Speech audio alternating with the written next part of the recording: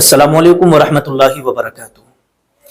आप सभी को जुम्मा बहुत बहुत मुबारक हो। अल्लाह पाक आपको सलामत रखे, खुश रखे और आबाद रखे। तो आइएगा, जुम्मे के ताल्लुक से कुछ खास बातें हदीस पाक की रोशनी में आपकी खिदमत में रखने के लिए जा रहा हूं। जुम्मे के दिन ये 5 काम आप जरूर करें। कितने? ये 5 काम। जी हाँ, जो लोग भी ये 5 काम करते हैं ना, तो फिर यूं समझिएगा कि उनकी किस्मत का ठिकाना ही नहीं रहता है। आइएगा, वो 5 काम क्या है। अगर ये 5 काम आपने कर लिए, जैसे कि थंबनेल के अंदर आपने पढ़ा कि उसके यहां से बीमारी भी खत्म हो जाएगी और मुफलिसी और गरीबी भी खत्म हो जाती है। गरीबी नहीं आती है, बीमारी नहीं आती है। अब आपको क्या क्या काम करने हैं, बड़े ध्यान और बड़ी तवज्जो से इस पूरी वीडियो को आप समाप्त करिएगा। सही बुखारी शरीफ की हदीस पाक, अल्लाह के नबी सल्लल्लाहु ताला अलैहि वसल्लम ने इरशाद फरमाया, जुमे के दिन सबसे पहले आप गुस्ल करें, अच्छे से गुस्ल करें। और जुमे के दिन जो बंदा अच्छे तरीके से गुस्ल करता है और अच्छा लिबास पहनता है, तो नबी करीम सल्लल्लाहु ताला अलैहि वसल्लम इरशाद फरमाते हैं कि अल्लाह तबारक व तआला उससे खुश होता है। पहला काम आपको क्या करना है, जुमे के दिन अच्छे से गुस्ल करना है और पाक और साफ अच्छे कपड़े पहनना है। दूसरे काम के बारे में आका ने इरशाद फरमाया, जुमे के दिन मिसवाक करना। मिसवाक करना ये भी बहुत बड़ी फजीलत का हामिल है। नंबर 3, तीसरे नंबर पर आता है जुमे के दिन खुशबू लगाना। जुमे के दिन खुशबू लगाना, अगर घर में मौजूद हो, अगर आपके घर में खुशबू मौजूद है तो खुशबू आप जरूर लगाएं। तो ये 3 काम नबी करीम सल्लल्लाहु ताला अलैहि वसल्लम ने बयान फरमाए कि ये 3 काम जरूर करें। अब 2 काम कौन कौन से हैं अभी मैं आपको बाद में बताऊंगा। देखिएगा, नबी करीम सल्लल्लाहु ताला अलैहि वसल्लम ने इरशाद फरमाया कि जुमे के दिन अच्छी तरीके से गुस्ल किया, अच्छा लिबास पहना, और तीसरा काम, अगर घर में खुशबू मौजूद है तो खुशबू लगाए और मिसवाक करे। अब जब ये सारा काम कर लिया, सारा काम करने के बाद आपको ये करना है कि जब मस्जिद आप निकलें, तो मस्जिद जब आप जाएं तो मस्जिद में अगर सफ़ें लग चुकी हैं तो लोगों की गर्दनें फलांग करके आपको नहीं जाना है, लोगों के कंधों के ऊपर कूद करके आपको आगे नहीं जाना है, बल्कि आपको जहां भी जगह मिल जाए वहीं पर आपको बैठ जाना है। ये आपको काम करना है। और जो लोग जुमे के दिन सबसे पहले पहुंच गए तो उसको बहुत बड़ी फजीलत हासिल होती है। अब आइएगा, जो लोग जुमे के दिन इमाम साहब के जाके पीछे बैठते हैं, बिल्कुल खास पीछे या दाएं या बाजू में बैठते हैं, इधर साइड में बैठते हैं, तो अल्लाह के नबी सल्लल्लाहु ताला अलैहि वसल्लम ने इरशाद फरमाया कि उन्हें अल्लाह तबारक व तआला बहुत ज्यादा सवाब अता फरमाता है।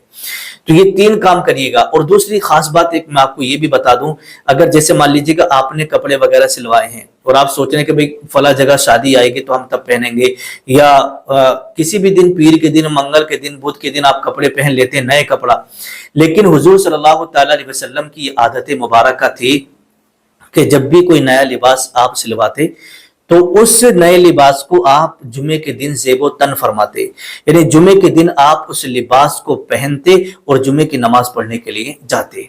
अगर आपने भी कोई नया लिबास सिलवा रखा है और आप कहीं दूसरी जगह, शादी में, किसी पार्टी में, कहीं भी जाने के आप नाम से सिलवाया है, तो मेरा मशवरा यही है कि उस लिबास को सबसे पहले अगर आप पहनना शुरू करें तो जुमे के दिन पहने। जुमे के दिन उस लिबास को पहन करके उसकी शुरुआत करें और जुमे की नमाज उस लिबास को पहन करके पढ़ें। उसके बाद आप कहीं भी उसको पहन करके जाइएगा। जब भी आप कोई सा भी लिबास सिलवाएं तो उसको जुमे के दिन आप पहने, और अगर कोई बिना जुमे के भी पहन लेता तो इसमें कोई गुनाह या कोई हरज वाली बात नहीं है। लेकिन जो शख्स ऐसा करता है तो समझो वो सुन्नत के मुताबिक अमल करता है। 3 काम आपने सुन लिए। चौथे काम के ताल्लुक से हजरत सैयदना हमीद बिन अब्दुर्रहमान हमीदी रजी अल्लाह ताला अन्हु बयान फरमाते हैं कि जिस शख्स ने जुमे के दिन अपने नाखूनों को तराशा, जुमे के दिन नाखून तराशे, तो अल्लाह तबारक व तआला उसके जिस्म से बीमारी को दूर कर देता है اور شفا کو داخل فرما دیتا ہے۔ یعنی رسول اللہ صلی اللہ تعالیٰ علیہ وسلم نے ارشاد فرمایا کہ جو شخص بھی جمعے کے دن ناخن تراشتا ہے تو اللہ پاک اس کے جسم سے بیماری کو دور فرما دیتا ہے اور اس کے بدن کے اندر شفا کو داخل فرما دیتا ہے۔ حضرت عائشہ صدیقہ رضی اللہ تعالی عنہا بیان کرتی ہیں کہ رسول اللہ صلی اللہ تعالی علیہ وسلم نے ارشاد فرمایا کہ جو شخص جمعے کے دن اچھی طریقے سے غسل کرتا ہے اور مسواک کرتا ہے، خوشبو لگاتا ہے، ناخن تراشتا ہے، تو رسول اللہ صلی اللہ تعالی علیہ وسلم نے ارشاد فرمایا کہ وہ یوں سمجھیے گا کہ جنت کے مہمانوں میں سے ایک مہمان ہوا کرتا ہے۔ تو اللہ تبارک و تعالیٰ نے اسی جمعے کے دن کے تعلق سے پوری سورت قرآن مقدس کے اندر نازل فرمائی، سورہ جمعہ۔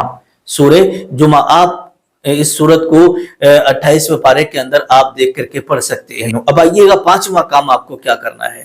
جمعے کے دن سورہ کہف آپ کو پڑھنا ہے۔ سورہ کہف یہ 15ویں پارے میں ہے، سورہ کہف آپ اسے پڑھیے گا۔ اب سورہ کہف کے پڑھنے کے بہت سارے فائدے ہیں اور اس کی بہت ساری فضیلتیں حدیث پاک کے اندر وارد ہوئی ہیں۔ آئیے گا ایک ایک کر کے میں آپ کو اس کی فضیلت سنا دیتا ہوں تاکہ آپ کو اس کی فضیلت سننے کے بعد جو ہے آپ کو بھی پڑھنے کا اس کے اندر جذبہ پیدا ہو جائے۔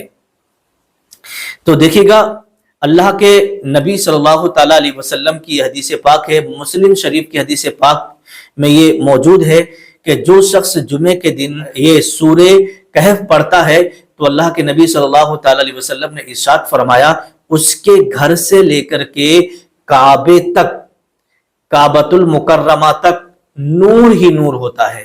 کعبہ تک اس کے گھر سے، جس گھر میں بیٹھ کر کے وہ پڑھ رہا ہے، اس گھر سے لے کر کعبے تک نور ہی نور کر دیا جاتا ہے۔ سبحان اللہ۔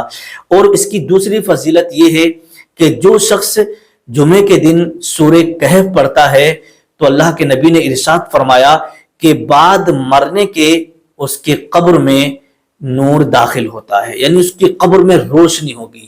بعد مرنے کے اس کی قبر کو روشن کر دیا جائے گا، اس کی قبر کو جگمگا دیا جائے گا۔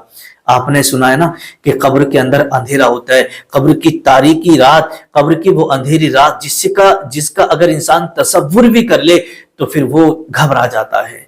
لیکن جب آپ جمعے کے دن سورہ کہف پڑھیں گے تو یہ سورہ کہف قبر کے اندر ایک نور بن کر کے آئے گی، نور کی شکل میں آئے گی، آپ کی پوری قبر کو جگمگا دے گی یہ جمعے کے دن۔